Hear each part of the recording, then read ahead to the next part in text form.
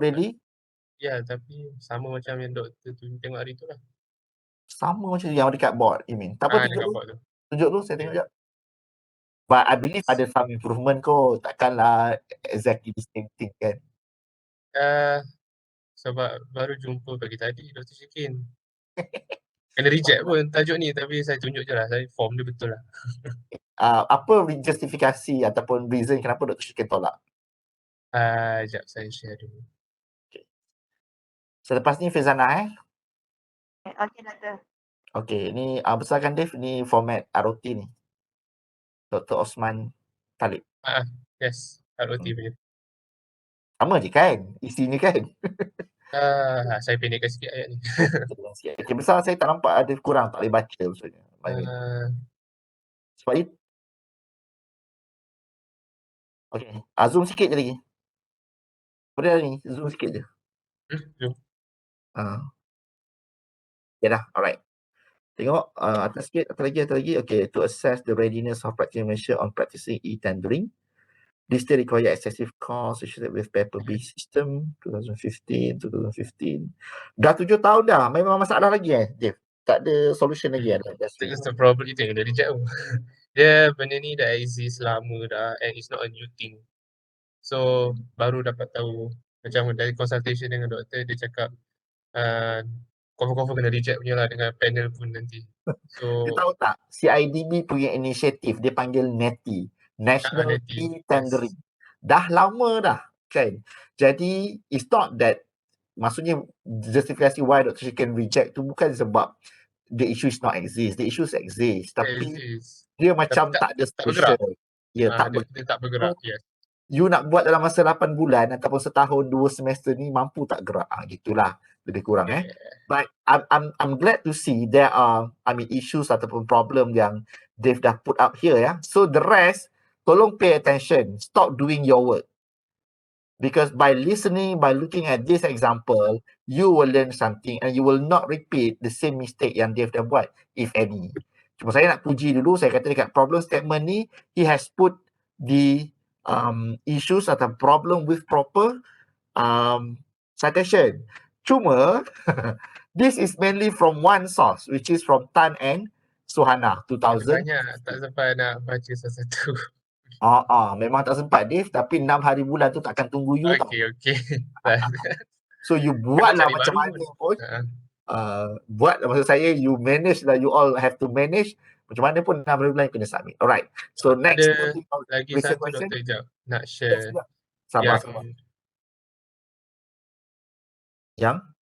Yang Dr. Syikin point out, research gap ni. Benda ni penting sebab kita kena tahu, contoh macam saya punya ni, benda ni dah wujud lama. Tapi for this year, dia dekat phase mana, dia improvement ke tak, baru boleh buat research tu. Saya setuju dengan Dr. Research gap tu kena ada lah. Research gap. Okay. Dave, instead of assess the readiness, I think you might change to something yang ada prospektif atau researchable lah instead of readiness. Sebab readiness ni macam baru trigger dan kita nak tengok orang ready ke tak. Tapi this one dekat 10 tahun dah implement, tapi kenapa masih ditakut macam level 1 ke level 2 ke, you kena define lah current status of e-tendering dekat Malaysia punya implementation. Lepas tu saya rasa tajuk ni boleh buat doktor. Apa ni Dave, dia something like you punya title tak boleh tu assess ni dah macam objektif tau. Dia sepatutnya tak apa, jangan buka file lain Dave, saya tak nampak. Okay, patutnya based on Dr. Hazmi punya suggestion tu, you akan tengok kepada contoh lah kan, the progress of e-tendering practice in Malaysia. Barulah you akan tengok the progress, the challenges, benda yang dah berjalan. Kalau readiness ni, benda contoh kita perkenalkan new thing, you nak tengok people ready or not. Tapi itu Dr. Syikin punya argument tu, mungkin saya rasa from her perspective, readiness ni, the readiness punya verb tu tak sesuai because kita dah perkenalkan lama. Khusus dah banyak, introduction dah dibuat, polisi dah ada. So apa lagi, kenapa tak implement? That benda yang kita tengok lah. Okay, tengok kepada RQ dengan RO. Bawah RQ, what is holding back the practitioners to evaluate? Okay, ini saya kata Dave, Ni marah ni, salah ni. Bukan salah apa. Tak nak lagi perkataan what dalam you punya objektif. WH tu hanya ada dekat you punya question. Kalau tak ada what is, itu betul, bawah objektif. Kalau tak ada what is tu, betul tak, Dave? Cacat tak ayat objektif you tu? Kalau tak ada. What is tu buang? Ha. Ya. Kan? Kan? Saya kata WH question tu tak nak ada Question lagi dalam saja. objektif ya. So yang lain kalau saya jumpa lepas ni saya tarik telinga walaupun kita online. Alamak.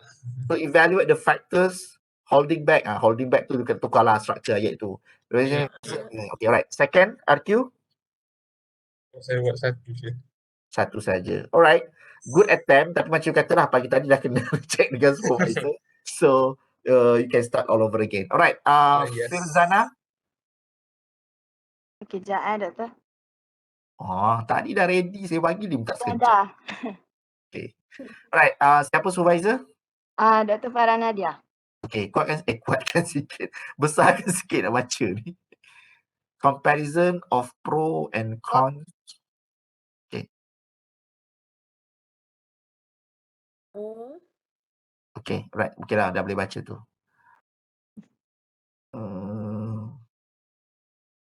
Okay.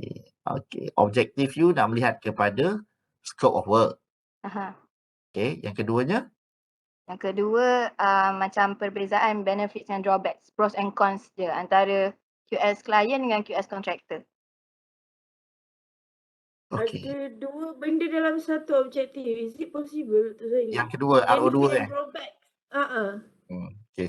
Dr. Azrin nak pergi dalam. Saya nak tengok tajuk dulu tu. Siapa ni? Tajuk lah. Dekat tajuk itu tak tahu cerita apa sebenarnya. You nak compare apa benda? Kan? So sepatutnya QS carrier in clients and contractor organisation gitu. Sekarang ni you cerita comparison of pro and cons between QS for client and QS for contractor. Dia bahasa je lah. So, you nak tengok dia punya career. You nak tengok skop kerja lah sebenarnya kan. Tapi, kita melihat kepada term yang lebih besar untuk tajuk tu could be the career of quantity surveyors in clients and contractor organisation. Then, objektif you nak tengok kepada skop, nak tengok kepada benefit and drawbacks lah. Cuma, kalau you dah boldkan warna biru tu, benefit dengan drawback, kan you tahu kan subjek you ada dua. Betul tak? Betul. Sedangkan saya kata satu objektif hanya ada satu saja. So, nak tengok benefit ke nak tengok drawback? Ataupun, adakah perlu objektif ketiga melihat kepada drawback? Sebenarnya dia taklah mencabar. Maksud saya benefit and drawback ni you boleh kill with one of the instrument. Cuma secara teorinya bila you letak satu objektif tu ada beberapa benda, dia jadi tak spesifik. Okay. So in this case, kalau you hantar macam ni pun saya rasa saya boleh expect panel akan cakap objektif 3, RO2 tu kita akan pecahkan jadi RO2 dan 3. So you will end up having 3 instead of 2 objektif. Dan saya rasa it's still possible kerana RO1 tu dia tak berapa critical sebab you already have the conventional scope of work as quantity surveyors. Cuma scope 1 adakah dua-dua buat? Ke scope 3 client buat tapi kontraktor tak buat. Okay, boleh faham Firzana? Faham. Ni macam nak tahu perbezaan je antara yang QS client dengan QS contractor. So macam to identify the differences. The differences. Bukan clarify, sebenarnya you nak compare kot. Saya nak compare je. Betul. Kan? So saya kata keyword ni you all tak banyak pun. Kalau you buat bahasa Melayu dia memang quite limited. Kalau bahasa Inggeris tu dia banyak sikit. Jadi you kena tengok. Keyword, lepas tu saya kata the first thing yang perlu ada tu adalah keyword. Keyword tu you kena jelas. You nak identify ke, you nak evaluate ke, you nak analyse ke, right?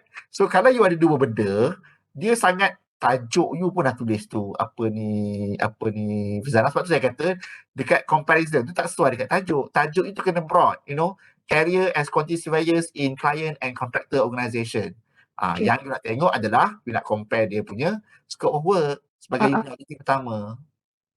Okay. Alright. Cuma soalan saya, kenapa QS dan contractor, kenapa consultant tak appear sekali? Kenapa tak contractor dengan consultant? Kenapa tak client dengan consultant? Okay, saya fikir balik. Alright. Satu lagi volunteer. Okay, thank you, Doktor. Tak ada. Kalau tak ada volunteer, saya panggil.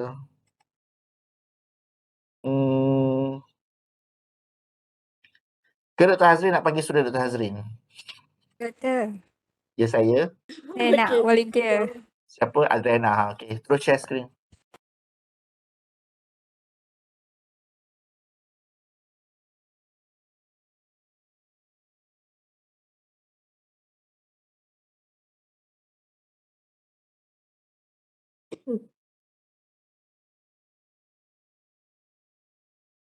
Images of 3D printing. Nampak ke?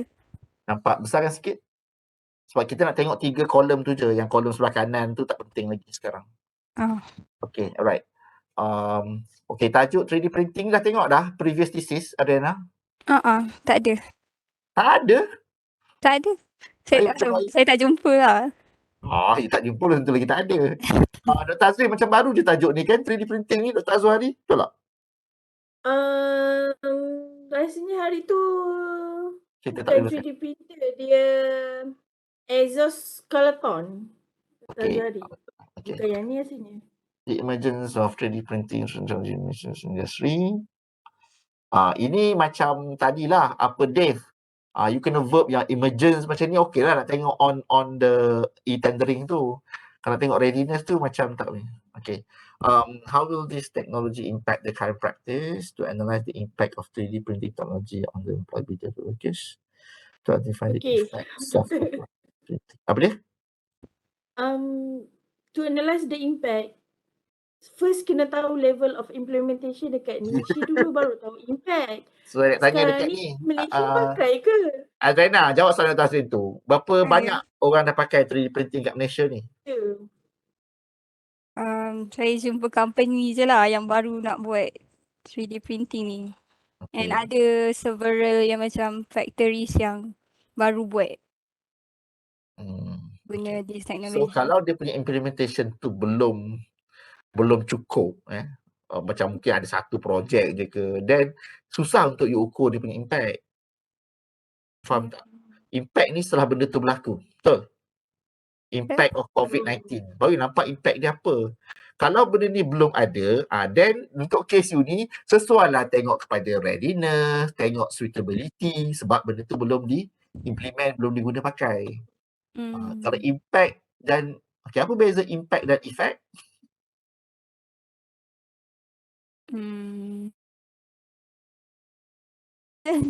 Dan you tanya saya balik. Okay, sebab tu student dengar sini.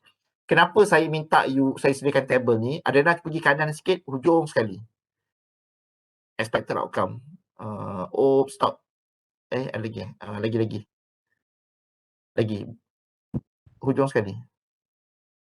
Tak lepas. Ni, you kecilkan row source information tu. Macam mana? Tekan kotak, tekan box dulu. Okay, tak apa-apa, let me do it. Saya share screen saya akan override.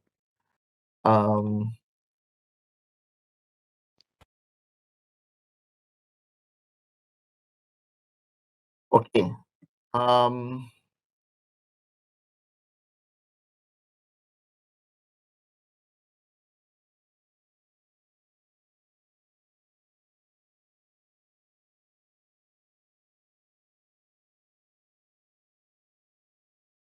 Kalau you tengok dekat saya punya template asal ni, saya ada kadang sekali tu expected outcome. Right? Even though when you submit you punya proposal, form 1A, kita hanya perlukan tajuk dan objektif. Right? But when I ask you to do your preparation, you kena sedarakan juga what is your expected outcome. Your expected outcome ni is actually going to be your outcome dalam PSM 2. But the reason being, I want you to list down you punya expected outcome because sometimes we couldn't understand your objective. Right? So when I don't understand objective, I will look at your expected outcome. So tak faham objektif, tengok outcome. Ini yang you nak sebenarnya. If you want this kind of outcome, objective you should be written this way instead of apa yang you dah tulis. Right? So dalam kes Adriana tadi, sepatutnya kalau you dah sampai nanti lengkap buat table ni, satu tadi you kata effect, satu lagi impact. Betul? Adriana?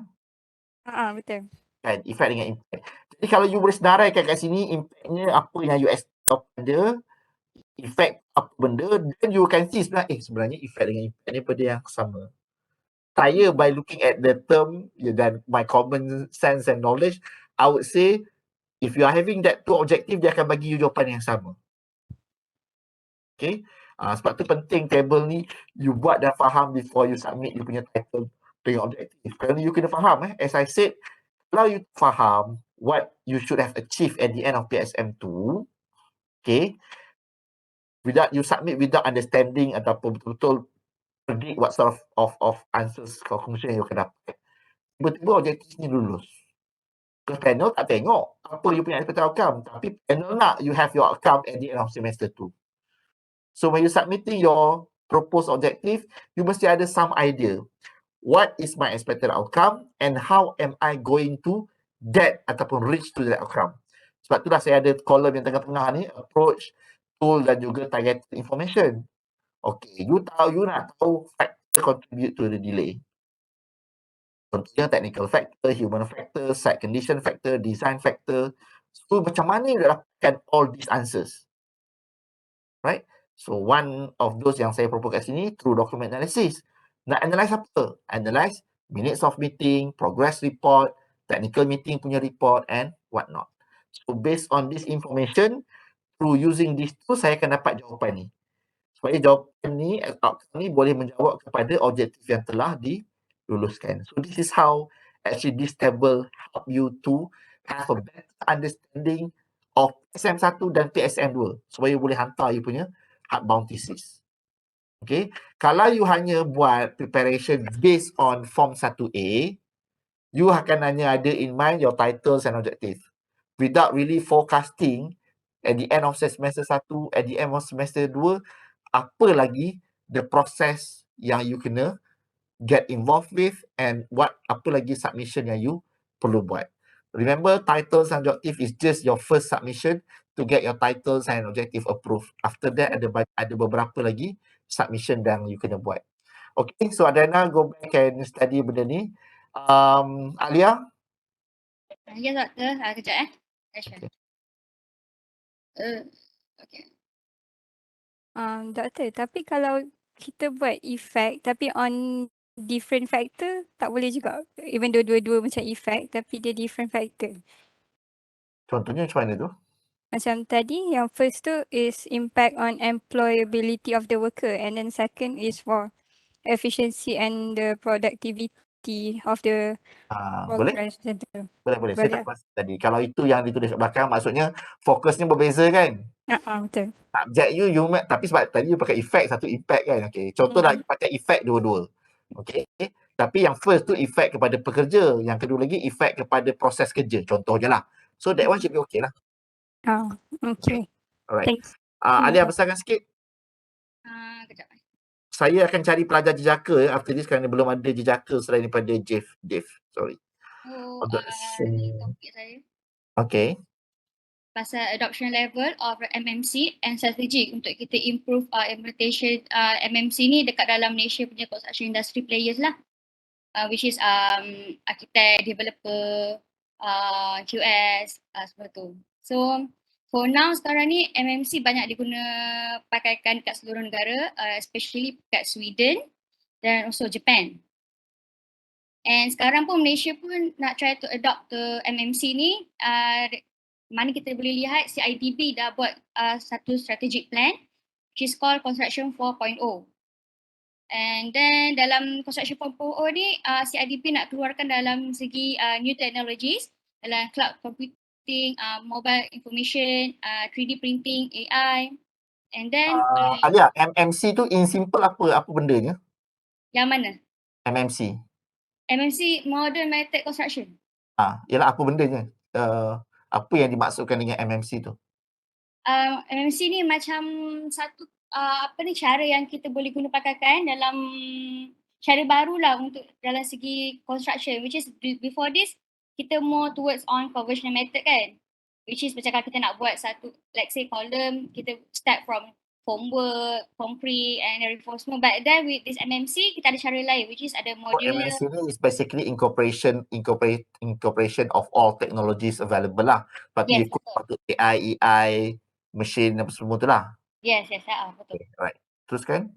Okay, and then so though the plan has been released since 2020, but the awareness about the MMC ni is rather low among the industry players.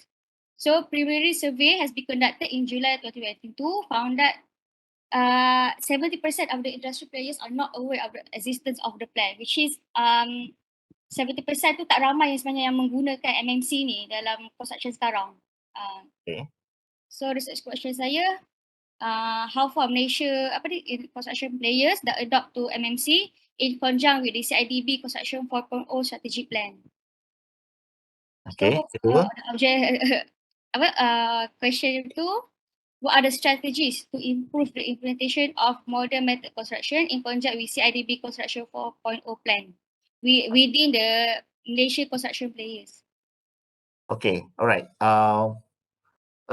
Satu, nanti bila kalau betul you proceed with title lah, MMC tu mungkin term yang digunakan di negara lain. Dekat Malaysia ni contohlah kita, that MMC term tu tak common. Jadi saya takut kalau you tak ada proper explanation and brief kepada your potential respondent or interviewers, dia tak faham what is MMC. Dia faham apa tu AI, EI, 3D printing dia faham. Tapi MMC tu yang dia tak faham. So, you in your work tu you kena betul-betul introduce and make people understand what does that mean by MMC. Betul saya tanya you tadi tu, MMC tu apa? Okay, mungkin dekat Japan dengan Sweden bila orang sebut MMC dia tahu MMC ni all related to those technologies. Okay, untuk improve the efficiency dan juga effectiveness of construction works. Tapi dekat Malaysia ni kita tak familiar with that term. Okay, satu. Ada cara ke macam nak tukar nama dia MMC tu? Tak ada tak. Cuma you je nak kena brief kan. Contoh kalau you buat survey, nak kena ada satu paragraph explaining apa yang dimaksudkan dengan MMC tu lah. Okay. Sebab saya takut kalau you tanya MMC dan orang kata tak familiar, dia akan jawab dia tak tahu. Sedangkan kalau you kata tahu AI, tahu. EI, tahu 3D printing, dia tahu. Okay, tapi dia tak tahu apa tu MMC. Alright, Alia, my comment, keyword study tak boleh pakai. Saya dah sebut study, mengkaji tak boleh pakai dalam you punya objektif. So you kena cari Kira kalau to measure tu boleh ke doktor? Itulah measure tu. Sebab you nak tengok adoption level kan. So kiranya saya boleh ubah je kan? To measure je lah kan? Ya, betul. Okay. Doktor, Alia. Ya. Kalau saya tengok modern method construction tadi, saya sempatlah search baca. It's Sempat lagi ya, precast or modular. Dia precast and modular. Basically Malaysia dah ada. Bila you guna term tu, then orang tak boleh nak cakap apa. Orang cakap dia tak tahu. Basically is a precast. Precast dia bukannya yang you sebut-sebut tadi tu. Dia tak sama dengan you punya second issue. Buka second issue atas sikit.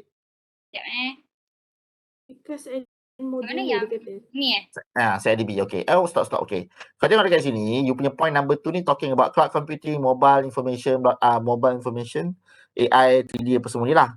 Tapi based on point Dr. Hazrin tadi tu, MMC refer to precast and focus on off-site construction techniques such as mass production and factory assembly. So this is IBS actually. Bukannya apa yang you ada dalam point nombor 2 tu. Okay. Alia, you kena go back and betul-betul study. Sebab tu saya mula-mula tanya dulu. Sebab saya pun nak faham MMC tu apa. So tadi cara you explain adalah MMC tu sama dengan your second paragraph ni. Data analytics what not yang disebut dalam CITP. Okay. Tapi kalau Dr. Azri punya reference ni, MMC is not referring to that. And it's referring to IBS. Kita dah, it exists. Kan? So, dia bukanlah satu benda yang baru. Tapi bila you sebut dalam you punya research tu sebagai MMC, dia nampak gempak. The term tu nampak new. Tapi sebenarnya, benda tu dah common dan kita cuma tak pakai terminologi itu. Tu saja. Betul. Dekat Malaysia memang, kalau kita tengok pun, dekat overseas pakai precast, Malaysia still pakai IBS. So, dia akan tak sama. In term of term, tak akan sama dekat mana-mana negara. Cuma Alia kena ingatlah teknologi ni ada 2 jenis tau, teknologi dengan IT dan teknologi untuk construction technology. It's two different thing. Tapi bila you search keyword teknologi and itu yang akan jadi for IR punya plan tu you salah interpret. Bukan salah lah, misinterpretation lah on the strategic plan. So boleh tengok balik mungkin sebab ada je teras dalam strategic plan tu yang cakap pasal penggunaan IBS ataupun modular dalam industri pembinaan. Betul. Modular dengan IBS tu, buruh asing tu tak pernah keluar daripada strategic planning di CIDB.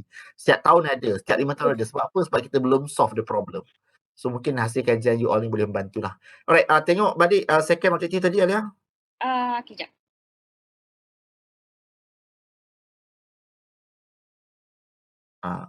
Doktor.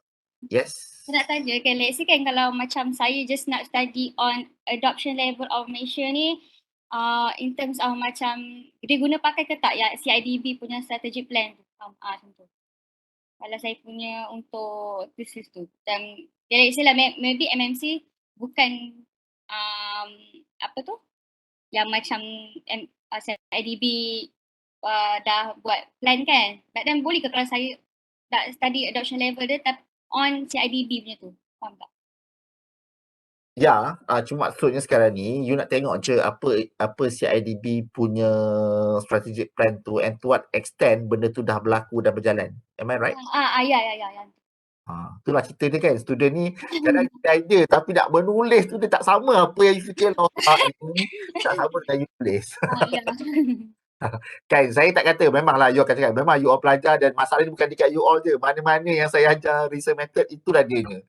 Bila saya suruh you explain, you able to explain. Tapi bila kita masuk dalam ayat ni, nak cari verbnya, nak strukturkan ayatnya, dengan apa yang ada dalam kepala ni lah. So, that is the role of supervisor, the role of myself, Dr. Hazrin untuk bantu. Tapi kalau you tak willing to share, you tak buat your part. Contohnya kan, kalau macam Alia dia dah buat, dia tunjuk, saya boleh komen, kita boleh bantu. Tapi kalau you tak buat your part, tak ada, bendanya tak ada, macam mana kita nak discuss? Macam mana nak belajar? Macam mana nak improve? Sebab nobody have look into your work. Sebenarnya dalam kelas activity, saya ada perancangan lain lagi. I'm going to switch you and look into your friends punya work. Okay, tapi kita tak since kita ni online jadi macam agak sukar untuk buat that kind of activity. But insyaAllah kita ada lagi 1 minggu lagi next week sebelum your official submission. So saya harap by then sepatutnya semua orang dah ada lah.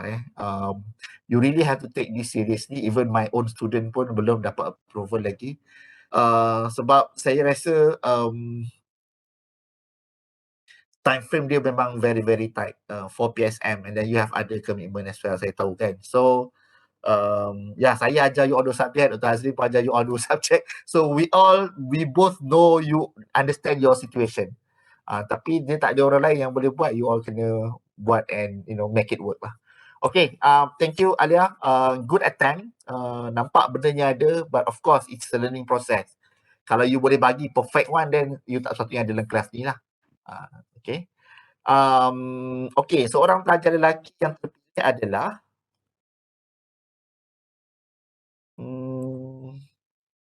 ada pelajar lelaki, Afiq terus left. Pelajar lelaki yang terpilih, ada anyone nak volunteer supaya you selamatkan kawan-kawan yang lain? Tak ada kan?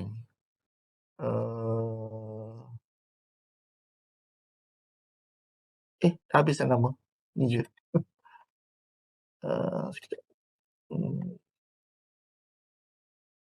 Eric. Eric dah tunjuk saya last week. Tengok sikit Eric. Doktor. Yes. Okay. Share.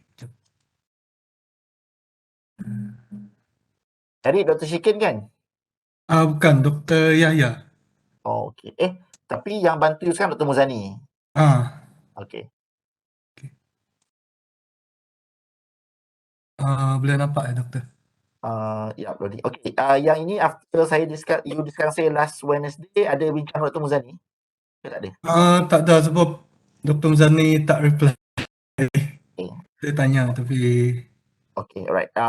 saya tak sure, mungkin maklumat ni belum sampai kepada student. I think last weekend Dr. Muzani pun ada kelas di KL, and then this morning Dr. Farah punya father pass away. So it's Dr. Muzani punya father-in-law lah. So saya rasa they are in. So kepada pelajar lain lah yang bawah supervision Dr. Farah juga, mungkin it's not a good time for you to to push her to respond. Give both of them some time to cope with this loss of their father. Mungkin after 2 or 3 days you all will reaching out to them lah. Okay, tapi in the meantime, kalau you rasa selesa dengan saya pun boleh tanya saya ataupun Dr. Hazrin or any other lecturers yang you rasa comfortable. Okay, tapi kalau nak tanya saya boleh, tapi kena bersedia. Jumpa saya, walaupun you nak tanya, tapi akan banyak tanya tu saya. Because you sendiri kena faham dan tahu apa you nak buat. Kalau you not able to answer my question, maksudnya you not ready. Okay, you not get yourself ready. Okay, Eric besarkan sikit and then let's see. Uh,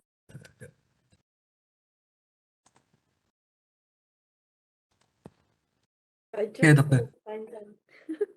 Okay. Tak nampak lagi Eric, besar lagi tak apa. Tutup you punya ni, apa tu dekat tepi tu, summary tu. You punya apa tu? Apa tu panggil tu dalam browser. Besarkan je, zoom screen je tak apa. Okay. You tak share screen Kat atas tu boleh tekan yang atas Okay punya dah, sebelah alright. pensel tu. Okay dah, cukup. Okay, silakan Eric. Okay, so topik saya barrier and strategies of implementing 5D building formation modeling on cost planning and control in practice by project teams in Sarawak. Problems and issues sebab Sarawak is the second lowest state to adopt BIM in Malaysia. And second issue, poor cost control result and cost overrun for the project. So research question number 1, what are the barriers for implementation of 5D BIM on cost planning and control in practice by project teams in Sarawak? Research objective number 1, to determine the barriers for implementation of 5D BIM on cost planning and control in practice by project team in Sarawak.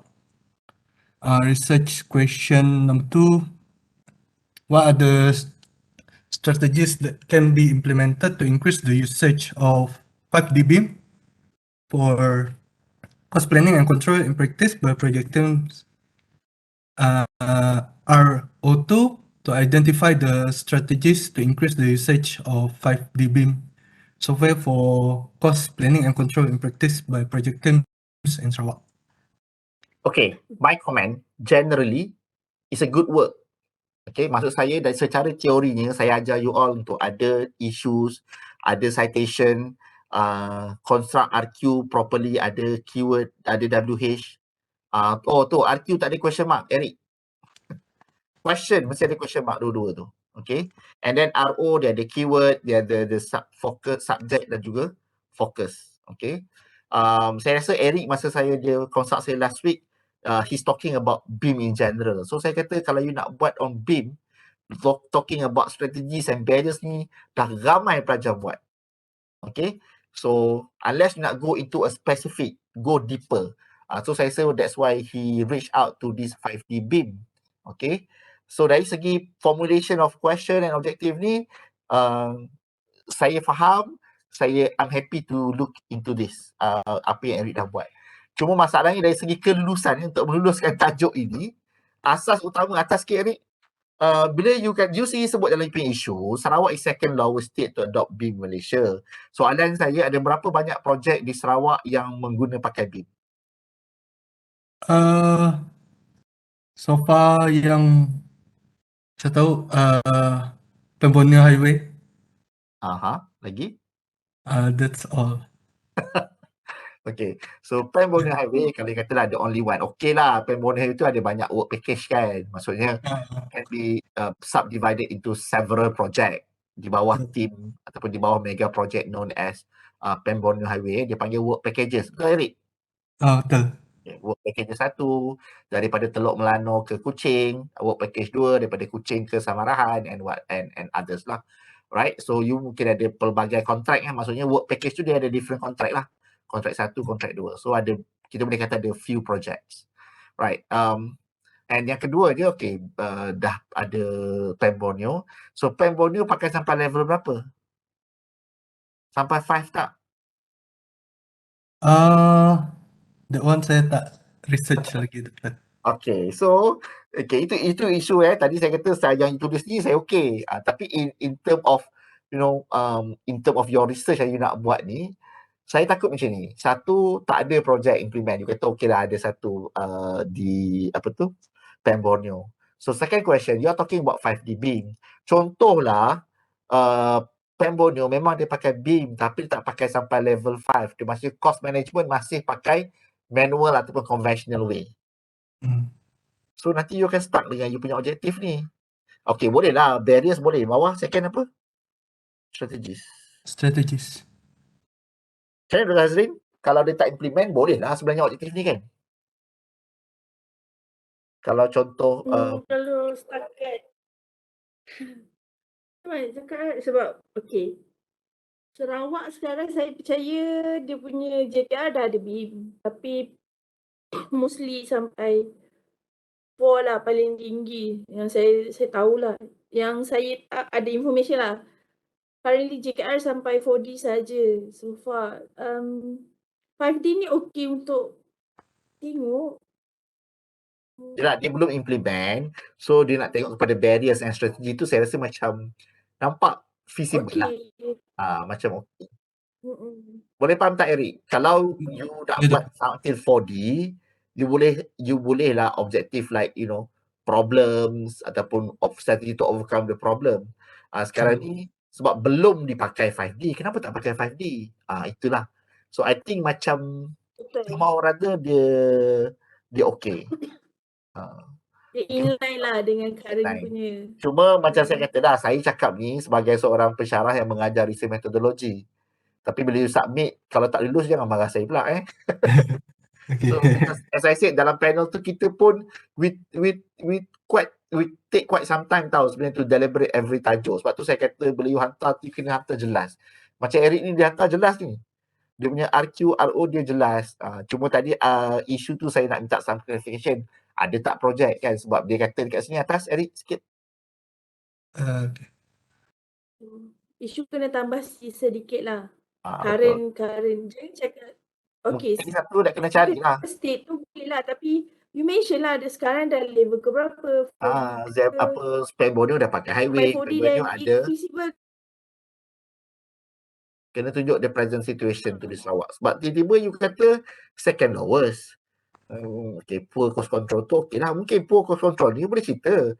Sebenarnya kalau ada cost management issue dalam projek Pen Borneo, contohlah estimated dulu 3 billion, now dah jadi 4.8. Okay. Supaya cost control issue yang second point you tu, it could be general. Kalau tanya saya, kalau kita ada 100 projek, semua 100 projek akan suffer from cost of rent. Nak cari 1-2 yang on budget ataupun under budget, sangat sukar. Majority of project will suffer cost of rent. Tapi since you nak fokus kepada BIM, fokus kepada Sarawak, then you bring us to that issue lah, deeper into the issues. Okay. Alright. Thank you, Eric. Good afternoon. Okay, ada seorang pelajar lelaki lagi volunteer. Tiba-tiba tadi tak siap, sekarang dah siap ke? Tak ada. Okay. Ada tak apa. Saya nak pergi kepada saya punya content dulu. Alright. So, I hope that, benda ni bayangkan kalau you buat pun kita boleh tegur, kita boleh discuss, boleh improve. Tapi kalau you still not doing it, you stuck there lah. Bila you siap, belum tentu lagi benda tu betul. Untuk supervisor you komen dan tengok. Kan, kadang-kadang you dah siap, tapi tak ada masa nak jumpa supervisor tak ada masa nak entertain you lagi. So, it's a long process, tapi time-nya tak banyak. Okay. Alright, so I'm going back to, saya nak share screen. I'm going back to my template tadi. Okay. Okay, tadi saya sebut you ada you punya research objective dalam one. Okay.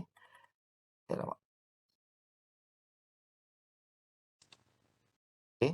So you ada your, sebenarnya saya tak ada bawa saya punya pen dengan tablet, writing tablet sebab kat rumah. Saya ada kelas weekend kan. Tiba hari ni kita nak switch to online, so I don't have the tool with me. So saya tak boleh nak counting. So sekarang PSM1 kita work into your titles and research objective.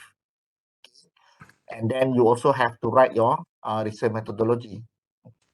And at the end of the semester 2, you must present your punya findings and outcome based on the objective yang diluluskan.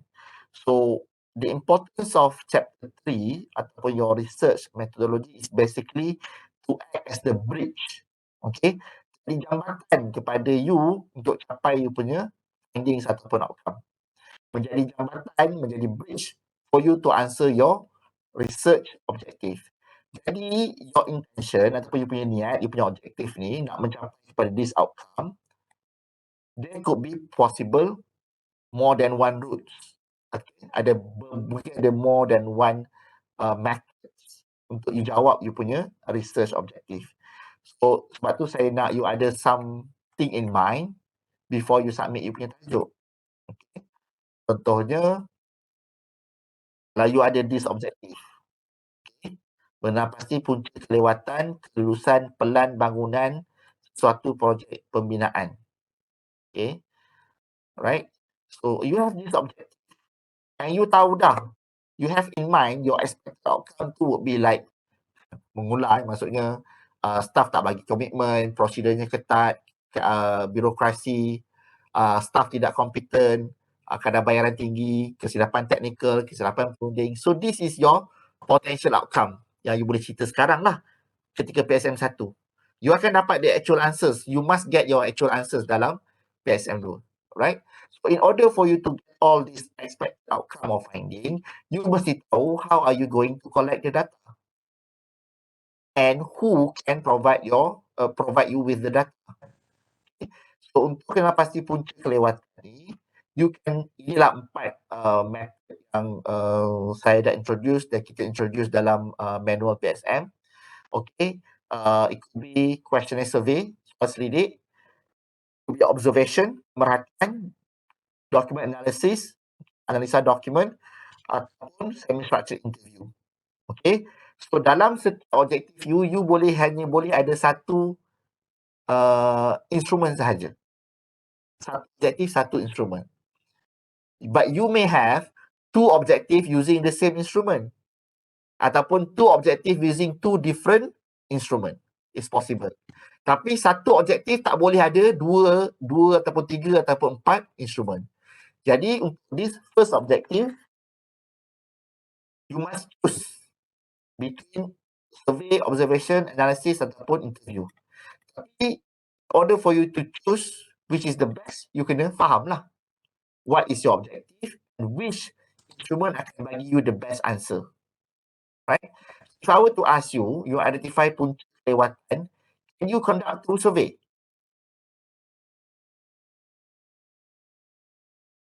Boleh tak nak mencari jawapan ni, kita survey.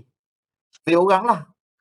Survey contoh pegawai PBT, penolong jurutera, penolong arkitek, Datuk Bandar dan sebagainya lah, semua-semua ni. We conduct survey to them, asking question why kelulusan projek tu delay. Or not?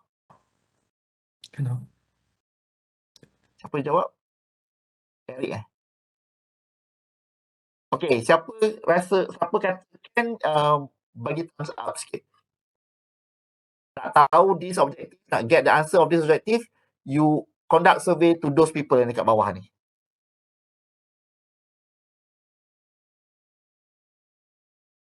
Tak boleh? Okay, tak ada orang angkat tangan. So, saya assume tak boleh lah. Okay, can we get the answer for this objective menggunakan kaedah interview? Interview pegawai PBT, interview QS kat PBT, interview arkitek dekat PBT to get the answer kenapa kelewatan, apa punca berlaku kelewatan kelulusan pelan bangunan. Okay. Alright, tadi survey ada Dave cakap boleh, ni interview ada Eric kata boleh, Iza kata boleh. Alright, my next option, Kalau nak jawab dia subjektif, saya nak guna kaedah observation, pemerhatian. Siapa setuju dengan saya? Kita boleh buat observation untuk kenal pasti punca-punca kelewatan. Alia, Adila. Okey, Adila, macam mana you nak observe punca kelewatan? Oh, Amy Cheng tak setuju, Joel tak setuju. Thumbs down.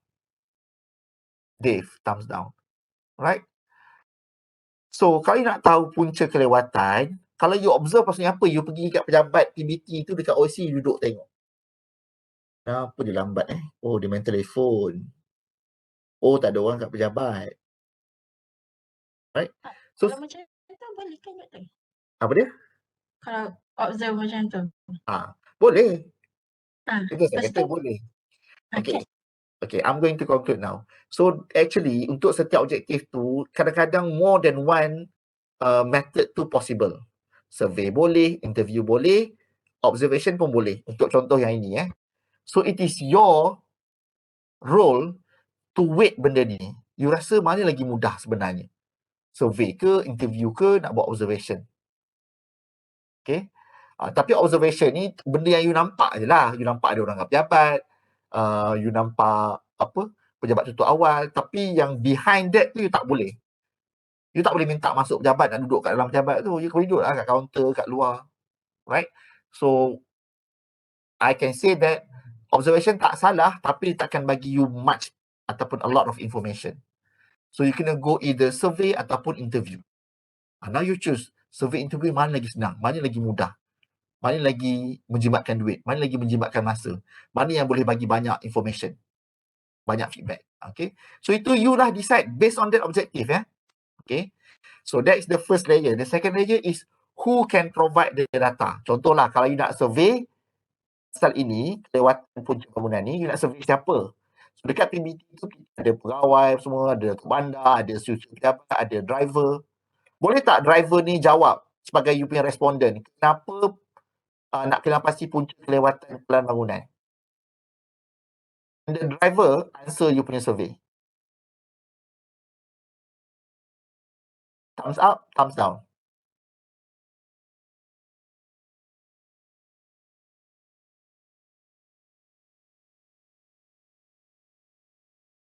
Kenapa? Tak ada orang bagi saya pun respon.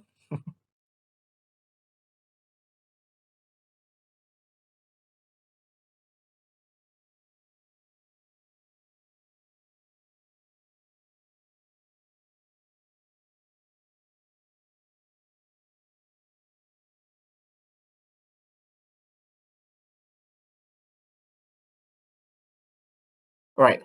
So, ada lagi susah pejabat. Kakak dekat office tu, tanya dia, kenapa kelulusan lambat? Tak boleh, they are not the right person. You tanya driver, tanya tukang kebun, they are working with PBT, tapi they are not in charge of this kelulusan pelan bangunan. So, kita tanya pegawai PBT, mungkin tanya penolong juruterus, penolong arkitek, mungkin Datuk Bandar tak ada masa lah nak jawab e-print survey ataupun nak interview. So, can you identify these people?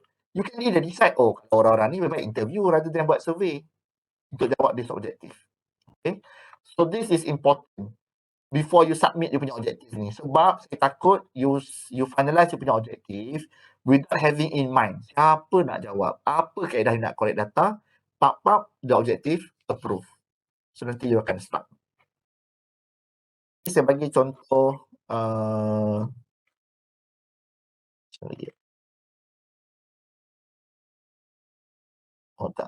table ni lah. Okay.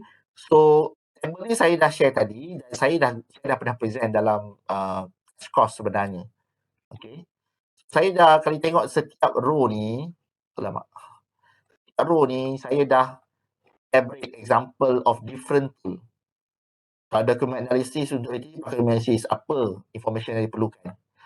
Kalau kita nak buat through seminar structure interview, sama juga. Siapa yang you interview? Mestilah project manager yang dah involved with real project ataupun QS yang involved with real project. You tak boleh interview semua QS ataupun semua project manager because not all of them have experience managing real infrastructure project. You kena be clear here. Kalau kata measure challenges of design and build. Okay, contractor. Kenapa kat sini saya identify G5, G6 and G7? Kerana contractor kecil, G1 up to G4, dia takkan dapat project design and build. Okay, sebab skop project mereka tu kecil. Okay, 200,000. Mana ada project design and build 200,000? Project design and build semuanya millions. Okay, so only G7 and above yang mungkin involve. So saya tambah sikit lah. Cuba tengok this example yang saya bagi ni, ada beberapa lagi different tools and apa kita punya targeted source of information. So, kena ada ni in order for you to finalize you punya objective dan juga title. Right? Ada soalan sebelum saya proceed dan conclude?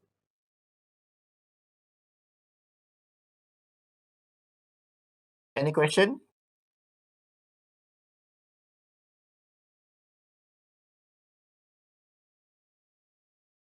Tak ada Okay, tak ada, sekejap.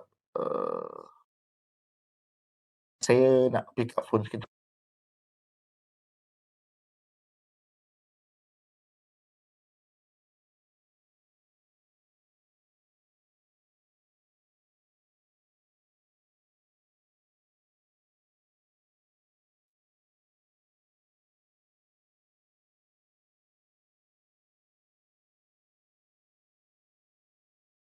Okay. Alright, kalau tak ada soalan, you all faham lah. Cerita dia masa tak ada. Cerita dia belum buat. Okay, let me share you my observation today. Bila saya minta you all bagi buat the issues, question, objective tadi, most of you macam belum ada benda, belum ready. Okay, so sepatutnya as I said, you must already have something with you.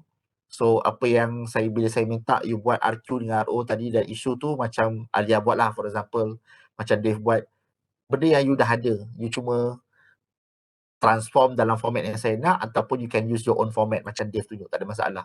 But it is already there. Tapi kalau you belum ada, maksudnya you belum ready.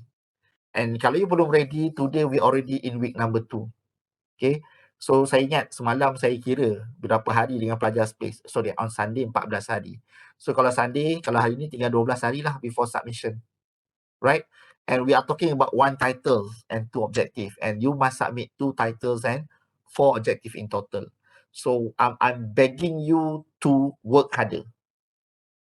Okay, so yang mana ada saya dah komen, at least kalau you dah ada pun you dah boleh jumpa supervisor. Tapi kalau you belum ada, it's hard. Macam mana you nak go and discuss with your supervisor?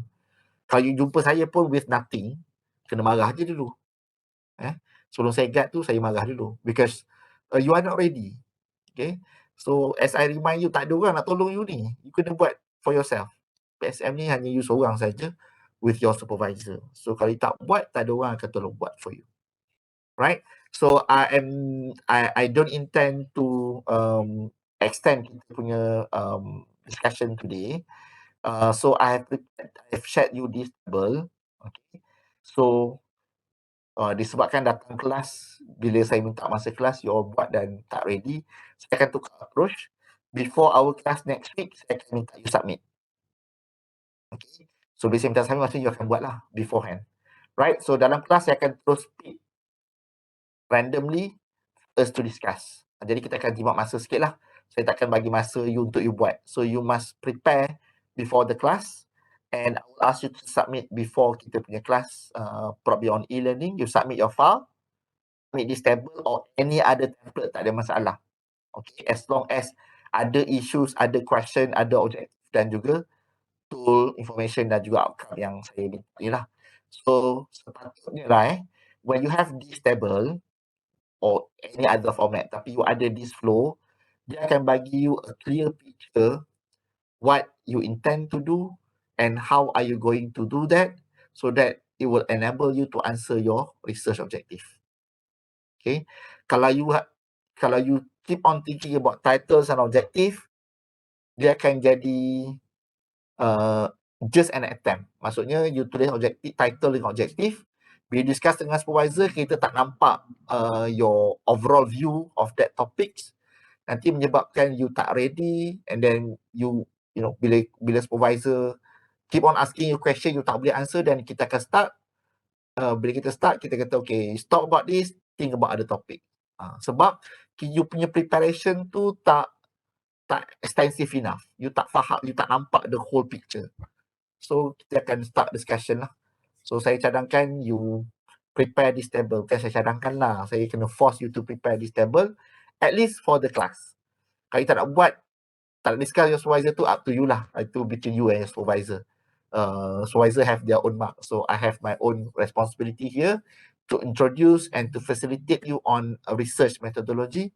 So hoping that you will have a better understanding. You can work on your own with your supervisor. Saya buat dalam kelas je, berapa orang je yang sempat kita discuss, kita tengok, saya komen, itu je yang kita ada masa. Alright? So kalau you tak take part, you tak buat your part, then you akan rugilah because kita tak sempat pun nak tengok your work. Okay? Alright, so ada soalan lagi before we end?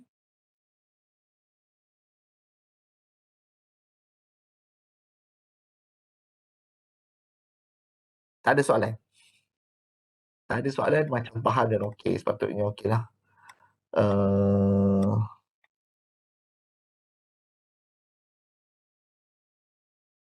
Okay, work program survey. Oh, tadi ada jawab kepada tadi kot soalan yang pasal PBT tadi. Alright, so kalau tak ada apa-apa, I think I'm gonna end our session here. Enough of talking lah kan. So I can keep on talking and asking you or requesting you to do this and that. Tapi kalau you tak take the that responsibility to do, dia takkan ke mana-mana lah. Right? So saya akan cuba create the submission button on e-learning and you must submit before kita punya kelas next week lah. So mungkin saya bagi before 11 AM ke, before 10:30 AM ke. Tapi by the time kelas kita mula tu, saya nak semua orang dah ada dan ready to discuss.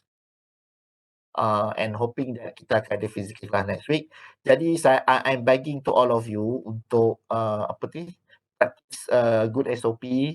Kalau you memang positif, quarantine yourself, you punya report kepada PKU. And sepatutnya quarantine, cuma saya tak sure which block. So, saya dulu block S lah. Kalau sekarang kalau ramai, saya tak sure dia nak all kat mana. Tapi kepada yang bukan positif, tapi kalau you rasa you happen to be closely work with your friend yang dah positif, get yourself tested. And then kalau yang betul-betul negatif, just make sure you practice good social distancing, jaga SOP, so that kita boleh jumpa physical next week. So next week, saya mungkin akan tukar approach ni lah, apa yang kita buat tadi lah, this morning. So kalau siapa-siapa yang clear, then you can come physically. So dia akan jadi lebih meaningful. Kalau tak macam ni lah, saya je cakap, you all camera pun tak ada, macam mana saya nak measure you ni faham ke tak faham. Okay. Alright, so this is your attendance. Tolong scan your attendance and then we will end class for today.